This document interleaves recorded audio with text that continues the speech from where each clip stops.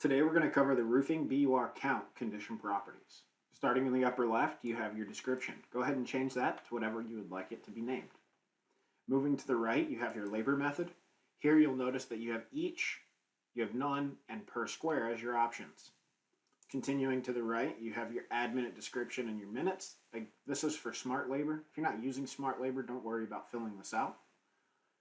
Continuing down below, you have your C fields. Now these are user definable fields that we can use to add descriptions to items or work into formulas with numbers. Just kind of depends on the certain instance that we're working in as if we'll use them or not. Moving down, you have your plies. So starting on the left hand side, you have the toggle switch for the plies. Moving to the right, you have the number of layers, basically the number of plies you're putting down. Moving to the right again, you have the square foot. This is a count condition, so we do need you to tell us how much square foot per count on the takeoff screen you would like to add. In this case, we're saying 9 square foot. Moving to the right, the description. This is just a descriptor for where you're going to be using this material to kind of help you keep track inside of your condition properties to make sure that you have a good idea of where everything's going to be getting located. You may also see this description out on the labor screen as well as possibly in the pricing screen. Continuing to the right, you have your type. Now the type is going to be the specific membrane that you're using or the specific type of material that you're using.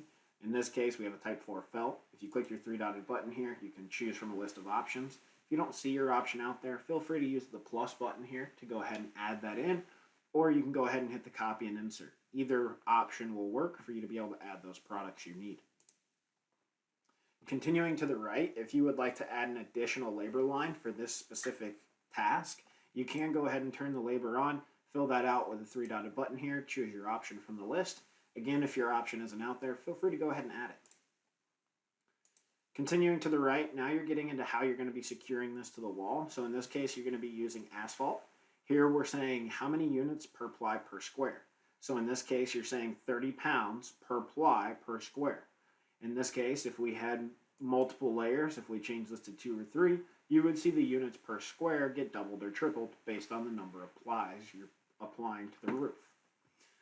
If you're not going to be using the asphalt, maybe you're using adhesive, you'll change 30 to the number 1 because in the back of the program, or in the back end of the condition, the program knows to make a switch. We have an if statement built out there that says if the number is greater than a specific numeral, then it's going to change it from asphalt to adhesive options for you. Continuing down, you'll notice that you do have 6 of these field options, so you can set this up with multiple different products if you find yourself going through different options. So that way on a project by project basis, you can just toggle on the different options you need. If you're going to be using fasteners, when you turn your fasteners on, you'll notice that it's number per each. So we're asking for the total number of fasteners per count on your takeoff screen. Continuing to the right, what's the length of the fastener? Continuing to the right, what's the type of fastener you're using? Continuing to the right, pieces per carton. If you don't fill this out, your fasteners will come in priced by the piece instead of by the box. Continuing to the right, you have fasten to. This is information only. And to the right, if you needed plates, you could add plates in here as well. Now that's the general tab for you. We do have your sheet metal count and sheet metal fasteners. Now with the sheet metal count, most of the time this is going to be used in something like a downspout or maybe a scupper, some type of condition like that. But we're going to go through the properties with you. Now starting here underneath the stretch out, this is the stretch out of your material. Brakes ultimately are going to be, an extra labor line for you if you needed it. So in this case, if we wanted to create, a downspout, we're going to say that the stretch out to 18 inches. Our description here, what are we using this for? Right, so in this case, it's a downspout. Metal type, what type of metal are you using? Here we go, 24 gauge pre-finished. And sheet width and sheet length. Now with sheet length, we do have a special capability. If you type in the number 10, you're going to be producing an in-house fabrication line, as well as metal ordered and priced by the sheet, as well as an install labor line for your metal. If you were to type in the number 1, the program is going to give you metal by the lineal footage for your pricing, and it's only going to give you an install labor line. So depending on whether you're ordering this prefabricated or you're going to fabricate this yourself, depends on if you're going to put in a 1 or a 10. 10 is you're fabricating it yourself, and a 1 is you're buying it prefabricated. Now the 2 fields at the top we skipped over. and we did that on purpose.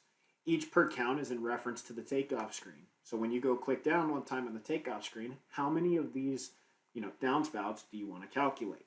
In this case, we can say 1.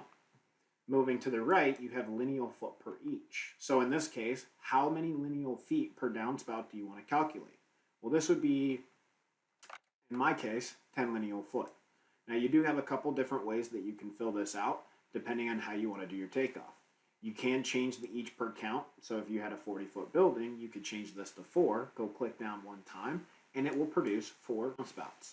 The other option you have is you can leave this 1 and you can leave this 10, and you can go click 4 times in the same spot on your takeoff screen. And the final option you have is you can leave this as 1 per each count. And then in the lineal foot per each, you can change that to 40 lineal foot of downspout.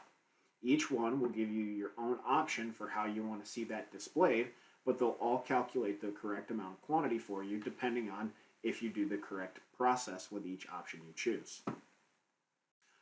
Continuing to the right, if you needed downspout straps or anything else like that, you could go in and change your each per count, your lineal footage per each, stretch out, if you wanted the brakes, the description, the metal type, sheet width, and sheet length. You could set yourself up a couple different options here, so that way on a project by project basis, you can toggle 1 or 2 of them on and the other 2 off. So that way you have both of them built and you don't have to rebuild that downspout every time. Continuing to the right, you have your sheet metal fasteners tab. In this case, if you turn your fasteners on, it's going to ask you for the total number of fasteners per each that you're calculating on the takeoff screen. In this case, if you wanted to say, hey, we want 4 pop rivets per downspout, you would say 4, type in your pop rivet size, choose the type here. So in this case, we're just going to say pop. And then here for your pieces per carton, you can type in how many you get per box. We get 100. If you wanted to type in the fasten to, you could, but this is information only. The description here is pulled off of your sheet metal count description, so that's how it knows that it's being used in the downspout. If you needed more fasteners, feel free to turn those on, and as you click down counts on the takeoff screen, we will add more fasteners for you. And finally, you have your miscellaneous tab, and just like all of your other conditions, the miscellaneous tab is your catch-all. You're just simply setting up a ratio, so that way when you do your takeoff, it calculates the additional material or labor that you may need. If you have any additional questions as it pertains to the roofing BUR count condition properties, please feel free to reach out to our tech team and they'd be happy to assist you in any way. Thank you very much for watching and have a great day.